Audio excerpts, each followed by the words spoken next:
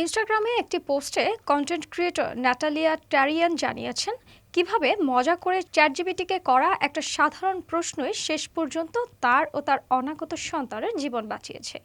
তিনি চোয়ালে হালকা টান অনুভব করায় চ্যাটজিপিটিকে প্রশ্ন করেছিলেন এর কারণ সম্পর্কে, যদিও তিনি বিষয়টি খুব একটা গুরুত্ব দিয়ে ভাবেননি। কিন্তু চ্যাটজিপিটি ন্যাটালিয়াকে রক্তচাপ মেপে দেখতে বলল। তিনি রক্তচাপ মেপে দেখলেন তার স্বাভাবিকের চেয়ে অনেকটাই বেশি।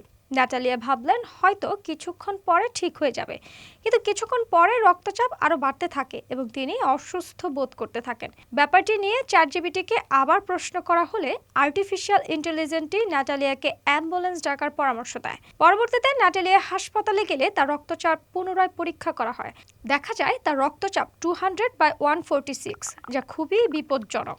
তখনই ডাক্তাররা বলেন আর দেরি নয়, এখনই বাচ্চার ডেলিভারি করতে হবে। পরিস্থিতি এতটাই ভয়ানক ছিল যে একজন ডাক্তার তাকে বললেন, তুমি যদি হাসপাতালে না এসে রাতে ঘুমিয়ে যেতে আর হয়তো চোখ খুলতে পারতে না।